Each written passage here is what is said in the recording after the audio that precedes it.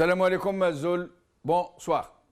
Comme chaque samedi, nous allons tenter donc de faire une rétro-info de la semaine écoulée. Nous ne pourrons pas évoquer tous les points puisque depuis quelque temps, l'actualité est saturée d'événements, tous plus importants, parfois plus graves les uns que les autres. Un point où chacun d'eux mériterait une émission exclusive. Aujourd'hui, nous allons donc tenter une nouvelle expérience et laisser chacun de nos trois invités que je vais vous présenter choisir le sujet d'actualité ou les sujets d'actualité sur lesquels ils souhaitent s'exprimer et nous en parlerons à bâton rompu. Aujourd'hui, TSA. L'auteur était dans la délégation de Valls, l'Algérie vue par un journal israélien, par Taoufik Abdelbari.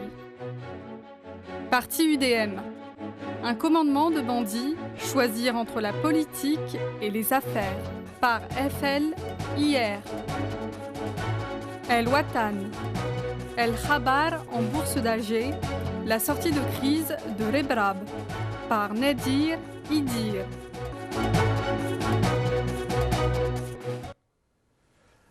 avec nous donc aujourd'hui pour en parler, nos invités, Anwar Haddam, président du MLJS, qui nous parle depuis Washington, Mohamed Samraoui, ex-officier supérieur du DRS, qui nous parle depuis l'Allemagne, et Sadr Sellam, historien, qui nous parle aujourd'hui depuis Lyon. Nos deux derniers invités que je viens de citer, Mohamed Samraoui et Sadr Sellam, partiront après la première partie de l'émission et Anwar Haddam restera avec nous tout le long de l'émission. Donc, je vais commencer par Sadr Sellam. On va inverser la liste. Sadr Sellam, merci d'être avec nous. Oui, c'est moi qui vous remercie. Merci. Alors, Sadr Sellam, les sujets de la semaine pullulent. Il y en a tellement qu'on ne sait plus sur quoi parler. Vous-même, sur quel sujet souhaiteriez-vous vous exprimer en particulier pour commencer? D'abord, quel que soit le sujet, il faut tracer un cadre général parce que la vie algérienne, depuis ces 25 dernières années, est marquée par des invariants. Et il faut des critères selon lesquels juger les événements qui se répètent, qui sont apparemment différents, mais comme disent les Américains, plus ça change, plus c'est la même chose. Quand on creuse un peu, si on veut faire du fondamentalisme analytique, c'est-à-dire analyser pour aller au fond des problèmes, et ne pas se contenter de l'écume et des buzz, comme on dit maintenant, des petites polémiques. Bon, l'un des grands problèmes qui se répète depuis ces dernières semaines, c'est les milliardaires et les grands médias. C'est un problème qui est lié au dernier développement. D'abord, les médias dits indépendants ne l'étaient pas autant qu'on le croyait. C'était une des mythologies des années 90 qui a permis au coup d'État de janvier 92 de réussir. Ce coup d'État a réussi, grâce au GIA, qui ont réussi à dresser le peuple algérien contre les islamistes pour lesquels ils venaient de voter. Deux, les islamistes modérés de Hamas qui ont apporté une caution islamiste à l'éradication. C'est ce qui a fait que l'Internationale des frères musulmans en Orient n'a pas protesté outre mesure contre les massacres. À partir du moment où les généraux avaient des chers comme le marhoum Nahlah, vous avez eu une certaine indulgence. Et troisièmement, le mythe de la presse dite indépendante, alors que les gens bien informés savaient qu'il y avait des capitaines du DRS qui avaient été dépêchés et détachés pour contrôler les journaux. Bon, maintenant, à partir du moment où l'État DRS est supposé ne plus exister, un État de droit n'est pas compatible avec l'État DRS. Bon, mais il ne suffit pas de limoger tel général-major ou de restructurer. À partir du moment où le DRS était tout l'État, il a laissé des tentacules, dont certaines sont peut-être difficiles à identifier, sauf par les fins de lignée. Et donc la querelle des milliardaires et leur mémis sur les journaux, et notamment quelqu'un comme Rabrab. Rabrab mérite un traitement spécial. Et moi, je me contente de répéter ce que m'a dit Belaïd Abdeslam il y a une dizaine d'années, que j'ai rencontré au Salon du Livre.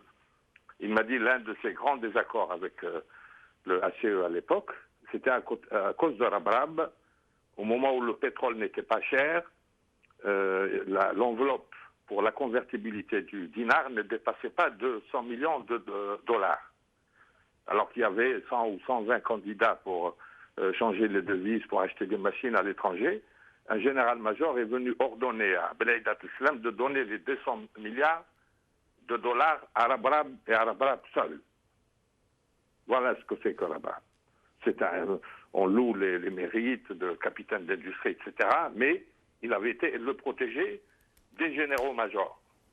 Mais aujourd'hui, justement, dans l'affaire Rabrab qui a commencé à être très offensif, très présent, il laissait même croire qu'il ne craignait personne, qu'il était prêt à en découdre. Ces derniers jours, il fait profil bas. Est-ce qu'il se serait passé quelque chose? Est-ce qu'il aurait été menacé? D'ailleurs, Saadani l'a menacé ouvertement, puisqu'il lui a dit ou l'argent ou la politique. Et si tu choisis la politique, alors prépare-toi à perdre ton argent. Comme ça. L'expérience montre qu'il faut prendre très au sérieux les mises en garde de Saadani. Absolument. Exactement. Il a eu le dernier mot contre des gens beaucoup plus puissants que Rabrab. Mais Rabrab, il y a un autre élément à ne pas perdre de vue, c'est que c'est peut-être le seul milliardaire à avoir été reçu à l'Élysée, il y a 2-3 ans. Oui. Or, dans la coopération franco-algérienne, on nous parle des investissements français en Algérie pour créer des emplois et fixer les candidats à l'immigration. Or, avec Rabrab, c'est l'inverse. C'est le monde à l'envers. C'est Rabrab qu'on a invité à acheter les canards boiteux français de manière à lui faire jouer le rôle que François Mitterrand avait joué à Bernard Tapie. Or, Bernard Tapie, il avait derrière lui le Crédit Lyonnais et de solides soutiens ont lieu. Et puis, ça posait un problème de législation. Rabrab est censé avoir eu sa fortune en Algérie. Alors, avec quelle devise aurait-il acheté les usines que certains milieux français voulaient lui faire acheter? Donc, je pense que le débat autour de Rabrab est lié à l'état des relations franco-algériennes qui ne sont pas aussi bonnes qu'ils ne l'étaient au début de l'année. Mais dans l'interview, pour le moins très fort, qu'il a accordé à Berber TV, il a quasiment affiché des ambitions politiques. Et pas qu'à demi-mot, hein, c'était presque audible. Or, maintenant, il a déclaré sur France 24 qu'il n'avait aucune ambition politique, ni aucune ambition d'aucune sorte, si ce n'est de participer au développement de son pays. À votre avis, qu'est-ce qui a fait que cet infléchissement se soit produit? Je pense que pour lui, vérité en deçà de la Méditerranée, erreur au-delà, il doit avoir un discours à l'intention de ses admirateurs et partisans en Algérie, et puis il fait un profil bas à l'extérieur, où on est quand même mieux renseigné. Oui, mais France 24 est capté en Algérie aussi. Et il oublie que c'est capté dans tous les sens. Mais voilà, exactement. Oui. Bon. Est-ce que ce n'est pas plutôt sous l'effet de menaces telles que celle qui a été exprimée publiquement par Saadani? Tout est possible. Dans la confusion actuelle, comme on dit en Orient. Mais sinon, Sadr Sellem, est-ce que vous êtes d'accord avec cette version qui circule, cette théorie que maintenant il y a réellement une guerre entre deux clans? D'un côté, le clan présidentiel, comme on l'appelle, où il y a Saïd Bouteflika et un peu tous les généraux qui comptent, et de l'autre, un Taoufik qui serait en train de se redéployer, et d'autres forces telles que Rabrab, justement. Moi, je ne parlerai pas de clan. Si on veut être légaliste, il y a un président qui est là et qui veut être un président à part entière. Il a eu raison de l'état DRS qui voulait en faire un président stagiaire, comme il avait refusé de l'être. Mais cet état DRS, à partir du moment où il était omnipotent, il n'a pas désarmé uniquement parce qu'on a limogé une dizaine de généraux-majors ou emprisonné quelques autres. Le problème, c'est l'alliance entre la première vague de généraux-majors, parce que le DRS n'était pas quelque chose de très homogène et compact, contrairement à ce qu'on croit. Les gens qui étaient lieutenant-colonel ou colonel quand les généraux-majors faisaient des affaires avec... Ah, on a perdu Sadr Salem, on va essayer de le retrouver. Je reçois à présent Mohamed Samraoui. Merci d'être avec nous, Mohamed Samraoui. C'est moi qui vous remercie. Merci. Le bonjour à vos invités. Merci. Merci. Alors, vous souhaitez vous exprimer sur un sujet en particulier? Il y a... Par rapport aux événements de la semaine, la guerre des clans, la fermeture imminente des chaînes de télévision, l'affaire Khabar, l'affaire Panama Papers où la fille de Sellel est apparue, et tant d'autres points.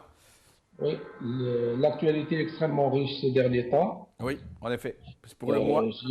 J'ai hier suivi l'émission que vous avez présentée, la 4e partie, et j'ai remarqué les excellentes interventions de vos invités. Cependant, je ne suis pas d'accord avec Sina Arbi Zouaimia lorsqu'il parle bien avec M. Sidem actuellement, lorsqu'ils disent qu'il n'y a pas de clan, il n'y a pas de lutte de clan.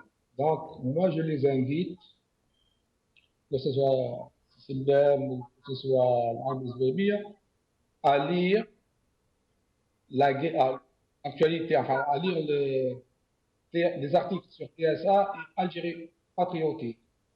La guerre que se livrent ces deux journaux. Donc, ça va vous indiquer qu'effectivement, il y a une lutte féroce entre différents clans, puisque sur TSA, on peut lire que le général Khalid Zar est accusé de crimes contre l'humanité. Or, à connaissance, c'est la première fois.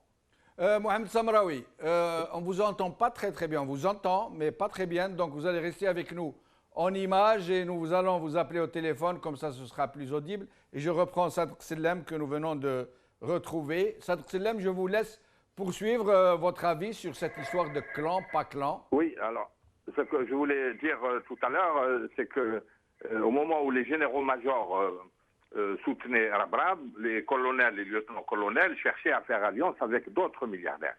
Parce qu'il y a une compétition au sein même de l'ancien DRS. Mais le problème, c'est l'attitude de l'armée, de l'état-major, là, qui maître de l'armée au lieu que ce soit le DRS. Je pense que ces conflits seront arbitrés par l'armée en tant qu'institution, si elle veut rester républicaine, si elle veut diriger l'Algérie vers un état de droit, c'est elle qui dira son dernier mot et pour éviter cette cacophonie. Vous ne pensez pas que c'est un peu contradictoire que l'armée pèse sur les équilibres de la République et que ce soit elle qui décide de ce qui doit être?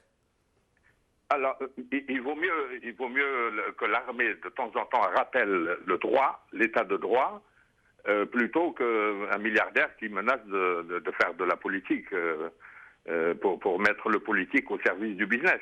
Oui, mais Sadr Salem, oui, et là, je vais vous vendre ce qu'on m'a vendu, hein, comme d'habitude.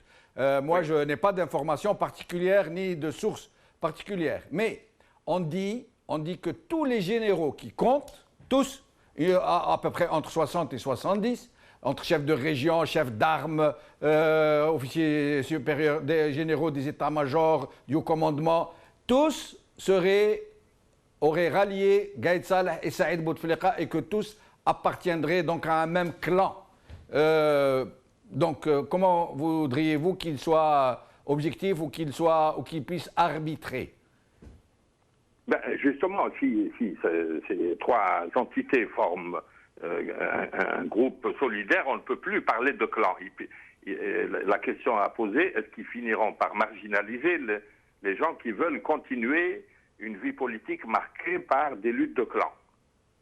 S'il y a une un consensus au sein de l'état-major, ce qui semble être confirmé par le profil des jeunes officiers qui ont été promus, qui ne sont pas mêlés à des trafics d'antan, ils peuvent imposer une ligne qui dirigerait l'Algérie vers un état de droit, mais de manière chaotique, vu la capacité de nuisance des gens qui veulent encore résister et intriguer.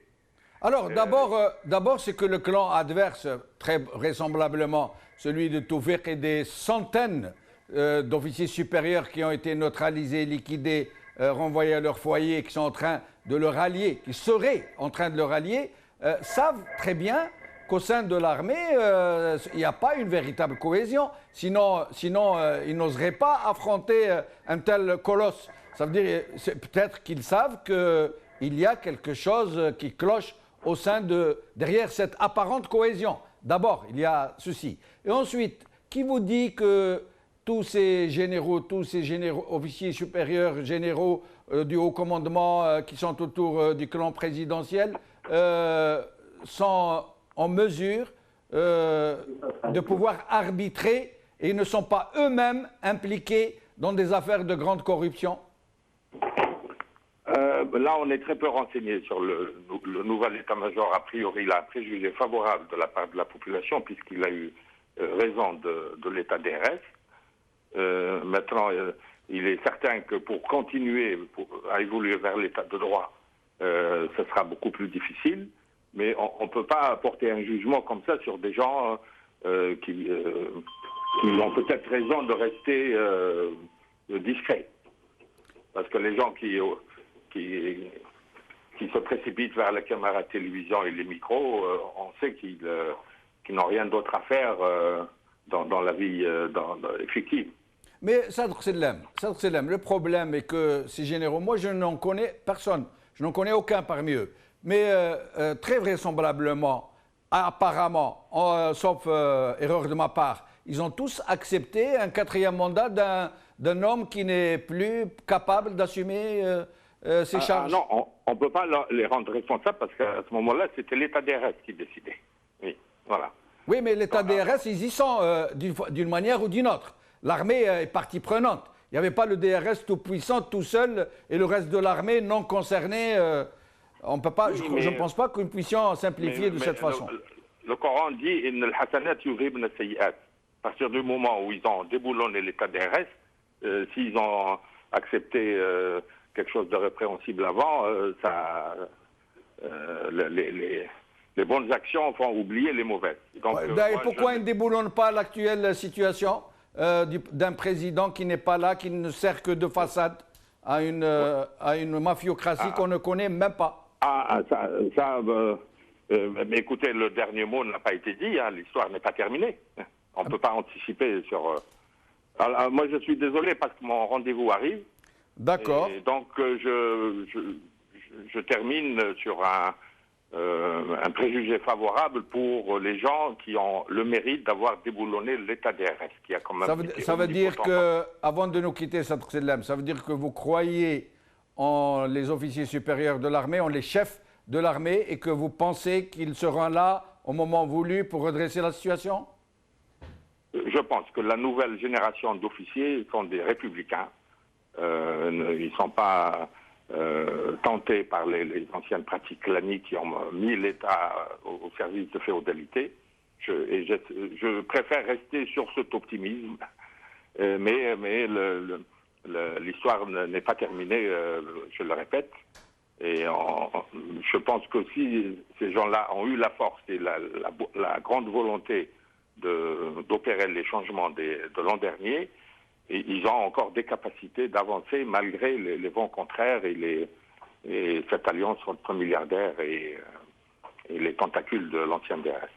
Voilà. Merci Sadr Sellem, en espérant vous revoir bientôt. Et nous revenons à Mohamed Samraoui. Mohamed Samraoui. Oui, je vous écoute. Voilà, très bien. Donc je vous laisse poursuivre et éventuellement répondre à ce que vient de nous dire Sadr Sellem. Bon, au début, je n'étais pas d'accord avec lui parce qu'il dit qu'il n'y avait pas de clans qui s'affrontent. Or, la guerre est féroce entre les clans ces derniers temps. Et puis, on sait que depuis l'élection de Chadli en 1979, le président de la République, il sert à l'équilibre justement des clans. Parce que les clans ont de tout temps existé, mais pas avec la même virulence comme nous sommes en train de le voir actuellement. Peut-être que les ressources s'épuisent, les caisses se vident, donc ça devient féroce entre eux. Ou bien alors c'est la possibilité de trouver un nouveau président et ils ne sont pas mis d'accord sur un consensus, ils n'ont pas encore tranché sur le nom de la personne qui devait succéder à Bouteflika. Mais Mohamed Samraoui, généralement, vous êtes un ancien officier supérieur du DRS, donc vous avez une idée un peu sur ce genre de questions. Généralement, quand un clan, quand le noyau dur du régime, l'agglomérat autour duquel se rallient les plus forts barons du régime, quand ce clan est suffisamment fort, généralement, il n'y a pas de guerre de clan, personne ne lui dispute la décision, personne ne lui dispute son pouvoir.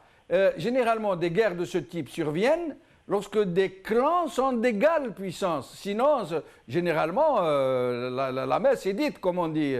À votre avis, ce clan que certains disent ne pas exister, celui de Tawfiq, celui autour duquel se seraient agglomérés des forces d'argent et des officiers supérieurs mis à la retraite, etc. S'il n'était pas aussi puissant, s'il n'était pas presque de même, j'allais dire, intensité, s'il n'avait pas des alliés dans le clan en face, est-ce qu'il aurait été attaqué avec une telle violence?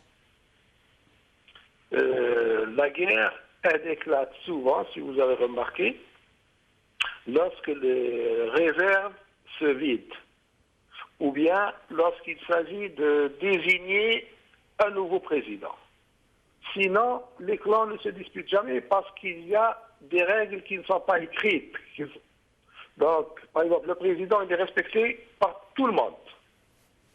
Qu'il soit bien, qu'il soit... Le problème actuellement, c'est que Bouteflika n'est plus en mesure de mener à bien sa mission, c'est-à-dire la fonction d'arbitre. Donc, il va falloir lui trouver un nouveau remplaçant.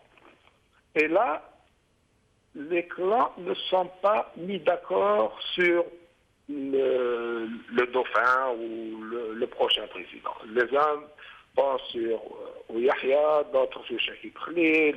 Donc, ils n'ont pas encore tranché. Et puis, dès qu'elles se disent. Et puis, il semble que l'entrée en lice de Chakib Khalil ait vraiment mis le feu aux poudres.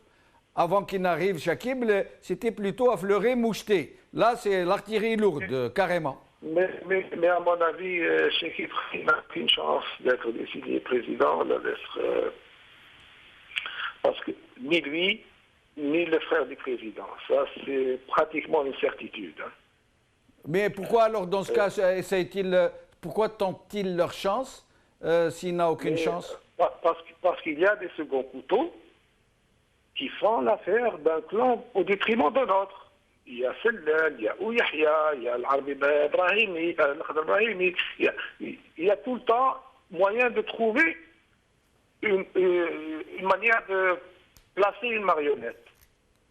Alors, continuer à faire les affaires, etc. Mohamed Samraoui, la dernière fois, même si ce n'est pas dans le rétro-info, mais la dernière fois, vous nous aviez laissé sur notre faim sur certains sujets, notamment deux d'entre eux, des questions que nous avions posées, à savoir les victimes du terrorisme, les victimes qui étaient au sein de l'armée, notamment des officiers de l'armée, qui ont été liquidés parce qu'on craignait qu'ils ne soient contre l'interruption du processus électoral. Et l'autre question était de savoir quelle était votre vision sur une vraie réconciliation. Donc, je vous laisse vous exprimer. Tout à fait, je vous remercie. Merci. D'abord, avant de poursuivre, à propos de dommages posthumes des victimes militaires dont vous m'avez posé la question, bon, pour ma part, je ne fais aucune distinction entre les victimes. qu'ils soient islamistes, militaires, policiers, gendarmes, journalistes, intellectuels ou simples citoyens. Pour moi, il s'agit de pertes pour l'Algérie, et derrière chaque victime, il y a une famille en deuil. Voilà, pour être clair. Maintenant, effectivement, il y a eu de nombreux militaires assassinés durant la décennie sanglante. Assassinés par qui? Assassinés par qui? Quand je dis assassinés, c'est par le pouvoir. D'accord. À qui on a imputé l'assassinat, le crime à des islamistes ou au GIA ou toutes ces histoires-là. Hein. Voilà, je vais vous citer 3 cas illustres. Hein. Le cas du général Saïd Foudé, le cas du colonel Qassim Merbeh, ou bien le commandant Mourad avec les 2 officiers qu'il avait accompagnés en mission en France et en Suisse. Les officiers qui étaient partis enquêter sur ordre de Boudiaf sur les avoirs des généraux en France. Voilà. Et qui, une fois rentrés, ont été victimes du terrorisme. Voilà. Ayant déjà abordé le cas de Qassim Merbeh et du commandant Mourad sur cette chaîne, je dois maintenant développer le cas Saïd Foudé. C'est un cas que je connais particulièrement bien.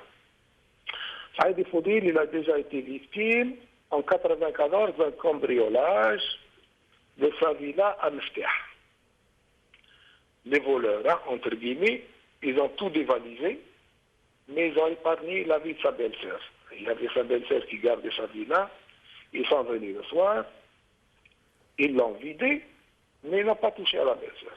Donc c'était l'avertissement. Et c'était la période où le général Lamine Zerouane, il prenait, je crois, ses fonctions, de chef d'État, sans chef d'État, ministre de la Défense. C'était la période où le HCE arrivait à son terme. Hein. Donc, Zerouane voulait le nommer à la tête du DRS, en remplaçant du général Tawfiq. Finalement, Saïd Foudé a été obligé de quitter le DRS pour prendre la 4e région militaire à Ouargla. Et on nous dit, en 1996, qu'il est victime d'un accident de la circulation. Bon, qui lui a coûté la vie, alors qu'il était à bord d'un véhicule blindé. Donc, ce qui exclut de facto la thèse selon laquelle son véhicule a fait des tonneaux. Pourquoi? Parce qu'un véhicule blindé, par définition, il est lourd et il est conçu de telle façon, de telle sorte que même si une roue est crevée, le véhicule maintient sa trajectoire et il conserve une autonomie de route de plusieurs dizaines de kilomètres. Comment je fais toutes ces choses-là? Je vais vous le dire. C'est qu'en 1993, j'ai été chargé, là c'était en Allemagne, j'étais chargé de prospecter au niveau de la RFA et de leur fournir des devis pour l'achat de véhicules blindés. Et en Allemagne, le blindage, il ne s'adapte qu'aux véhicules lourds, donc les Audi, BMW, Mercedes. Donc j'ai moi-même visité quelques usines et j'ai envoyé des offres, hein, des offres allemandes, mais les offres allemandes, elles ont été rejetées parce qu'elles étaient jugées prohibitives. Les prix, 150 000 D-mark à l'époque, ou 200 000 D-mark à l'époque, c'était énorme pour eux.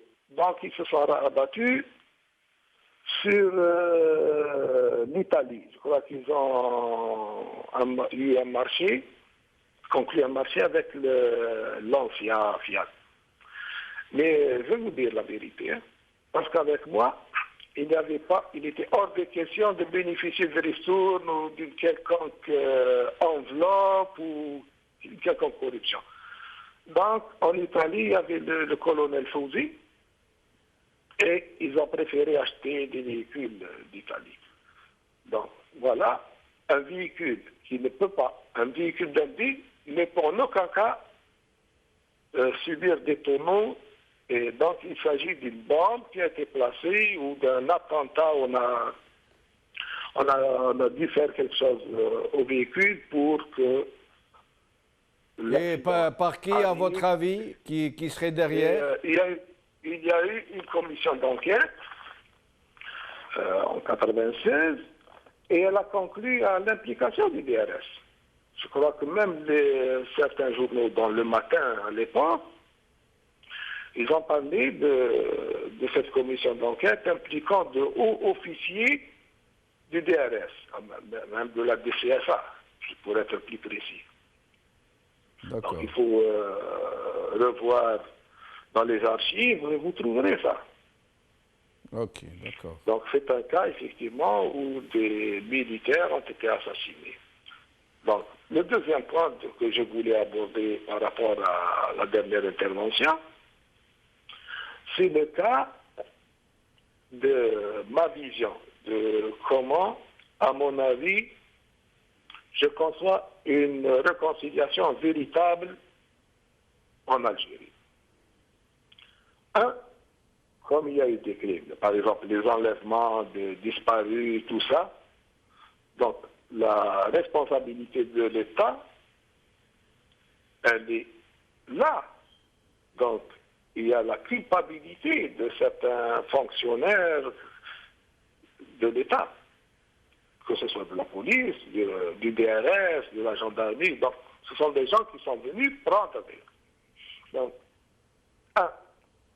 il faut qu'il y ait cette reconnaissance. Donc, l'État doit reconnaître qu'il y a eu des crimes commis par ses représentants. Deuxièmement, il faut que les fautifs, ou les criminels, qui reconnaissent, fassent des aveux et fassent acte de repentance et ils demandent pardon.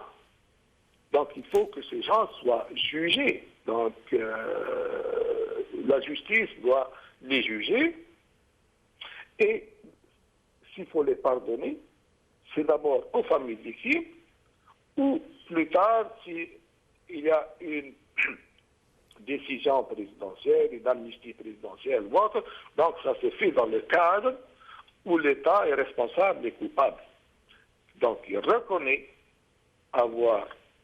qu'il y a eu des crimes commis par les fonctionnaires de l'État, mais compte tenu des circonstances, ces gens-là demandent au moins pardon. Comme ça, on tourne la page sur une base de vérité.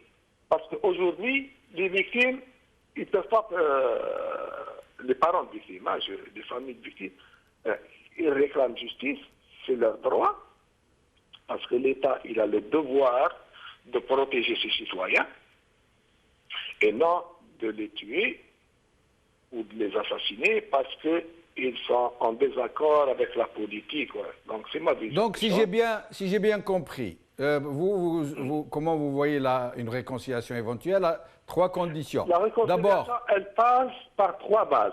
Oui.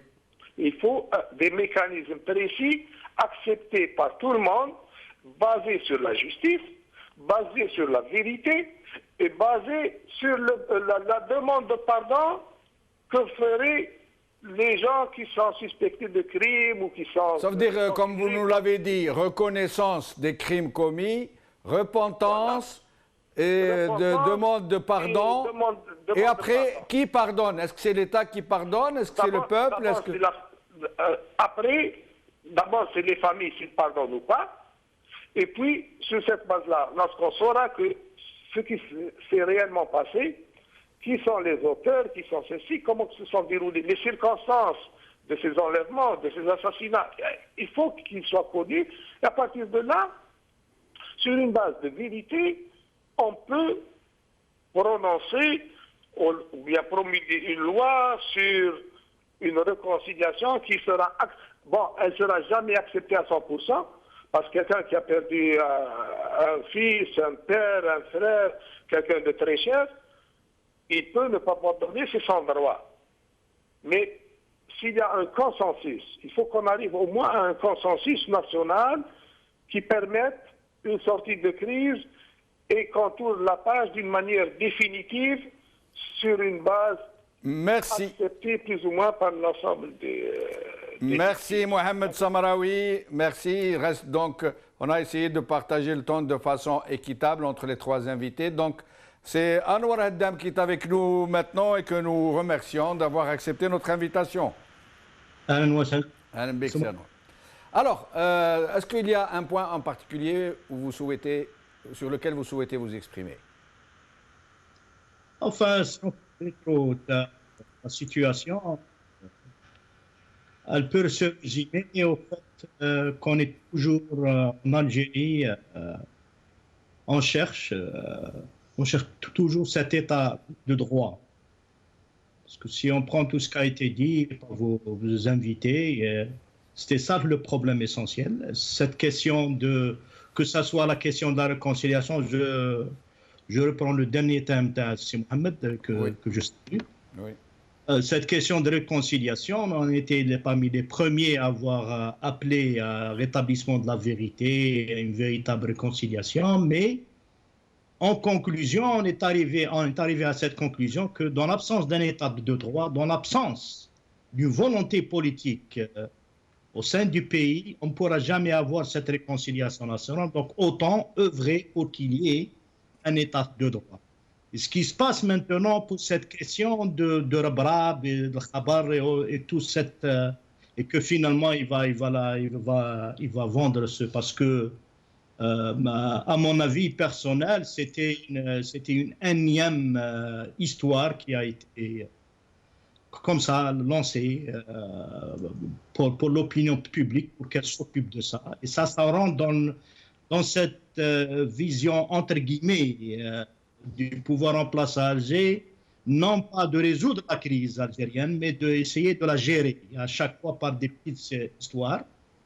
Et par exemple, ce qui se passe, cette relation entre l'argent et la politique et le militaire, elle existe justement, ce problème existe dans l'absence d'un état de droit. Donc c'est ça le problème de fond, parce que résoudre comme ça, gérer la crise uniquement par créer des sous-crises, ça ne va qu'empirer la crise algérienne. Anwar Haddam, est-ce que selon vous, il y a ou non une guerre des clans? Est-ce qu'il y a une guerre des clans entre, d'un côté, les gens qui sont autour de Saïd Bouteflika, Gaïd Salah, et de l'autre, ceux qui sont en dehors de la sphère et qui tentent de s'imposer comme décideur à part entière pour la suite des événements? Moi, je partage un peu l'analyse de Sadr Sallam, que je salue aussi, parce qu'il y a eu à un certain moment peut-être une guerre de clans, mais au sein de cette boîte noire, lorsque ils ont réussi à s'imposer, il fallait le faire. Avoir une élection présidentielle sans le moindre discours du candidat et gagner avec un tel pourcentage. Il faut le faire. Donc, ils ont réussi à s'imposer comme ça. Maintenant, ils s'entretuent.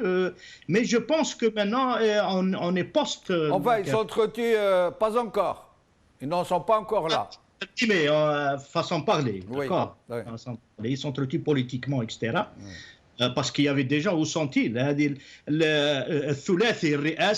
Ces trois qui étaient en train de soutenir le président de la République, où sont-ils? Il y a qu'un qui essaie d'émerger encore une fois du RND. Et vous êtes d'accord avec Sadr Sallam quand il dit qu'il faut faire confiance aux chefs de l'armée qui sont susceptibles de pouvoir intervenir au moment voulu pour établir les choses?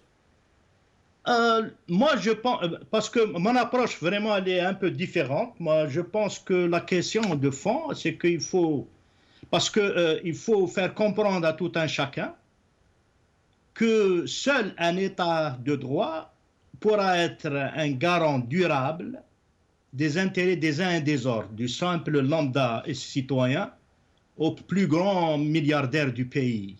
Et préserver les intérêts dans le cadre de l'état de droit et muharabat al-fasad, etc.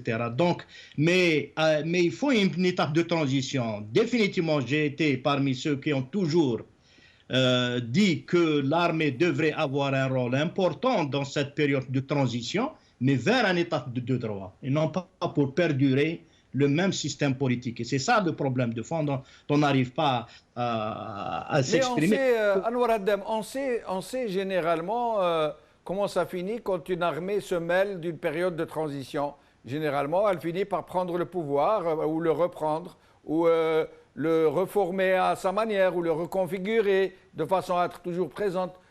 Pouvez-vous me citer des cas de transition où l'armée a joué un rôle tel que celui que vous décrivez? Chouf, à mon humble avis, il est inconcevable en Algérie d'aujourd'hui de penser à une période de transition vers un état de droit, vers un état stable, sans la participation de l'armée. Maintenant, il faut définir c'est quoi l'armée. Moi, je parlais en général, mais quand on vient pour définir, c'est-à-dire qu'il faut qu'il y ait des transitions, des transformations, je ne veux pas dire d'une révolution, des transformations, aussi bien au sein de l'opposition, parce qu'elle assume certaines responsabilités. Parce que nous, en tant qu'opposition, nous n'avons pas réussi à peser sur le rapport des forces en faveur de ce changement. Donc, il faut qu'il y ait une petite révolution au sein de l'opposition, comme il faut au sein de l'armée, pour neutraliser ceux qui s'opposent à tout changement, ceux qui s'opposent à l'état de droit, parce qu'ils ont peur. Ils ont peur de l'alternative. Il est clair partout. Et d'ailleurs, c'était ça l'un des sujets, parce que bien que ça se passe en Tunisie ou bien au Maroc, mais si nous sommes concernés, c'est cette expérience-là que nous sommes en train de voir au sein des partis de majorité, que ce soit en Tunisie, que ce soit au Maroc. Ils sont des partis à obédience islamique, mais ils sont en train justement de les jalons d'une véritable politique, d'une véritable culture de démocratie. Et ça vient de... Mais Anwar Haddam, moi j'aimerais que vous nous expliquiez de façon concrète comment vous voudriez que ça se passe avec l'armée comme acteur principal pour le changement, de façon concrète. Nous, ce qu'on sait, je vais vous donner un exemple. Il n'y a pas longtemps, le général Ben Hadid a fait des déclarations qui sortent vraiment de l'ordinaire. Notamment, entre autres, il a reconnu que le DRS a joué un rôle très actif dans la gestion du terrorisme, dans la manipulation du terrorisme. Il a accusé le frère du président d'avoir des ambitions et autres. Et est-ce qu'il est en ce moment? Il est en prison. Ça veut dire, est-ce que cette armée que vous souhaiteriez voir jouer un rôle prépondérant, central dans une vraie transition, est préparée pour ça? Est-ce que les hommes qui la constituent ont le profil voulu? J'arrivais. Oui. Parce que je n'ai pas dit un rôle prépondérant, mais on ne peut pas penser un changement sans la participation de l'armée, mais avec une armée qui sera un peu révolutionnée. Et ce changement au sein de l'armée demande un changement au sein de... C'est pour ça que j'arrivais. Demande un changement au sein de l'opposition, pour qu'elle soit une opposition crédible, pour qu'elle puisse préparer une alternative crédible. Dans tous les exemples qu'on a de par le monde où l'armée s'ingère dans la politique, parce que l'opposition était faible. Elle n'avait pas une vision claire. Elle n'avait pas un consensus national sur l'État, sur les institutions de l'État. Il n'y avait pas, comme on dit, مشروع الميثاق الميثاق الشرف, un code d'honneur politique, si j'ose dire, si je me permets de le dire. Donc c'est ça la question de fond, c'est que les deux ont un rôle important à jouer. Il faut que l'opposition s'assume, qu'elle oublie un peu ses ambitions partisanes, on œuvre ensemble pour trouver les fondements, pour se mettre d'accord sur le minimum de fondements d'un nouvel État. Et ainsi, ça incitera, je l'ai toujours dit, je ne peux pas tout exprimer ici, bien sûr, vous de comprendre, qu'il y aura ce changement au sein de l'institution militaire et sécuritaire. Il y aura les gens dont Sadr était en train de parler, ces militaires républicains, comme on dit, ces gens-là assumeront leurs responsabilités, non pas dans le genre de coup d'État, mais ils feront en sorte que leur voix soit écoutée et que ainsi, ensemble, l'opposition avec l'armée, les forces vives du pays, que ce soit cette boîte noire, disons cette boîte noire, parce qu'il ne faut pas exclure la présidence, il s'agit d'avoir cette culture de rassembler et penser pour le pays. Parce que l'avenir du pays, parce que la situation est vraiment très grave en Algérie. On n'arrive pas à comprendre l'instabilité économique. Donc, chacun essaie de la trouver. Ne peut se faire en l'absence d'une économie de production.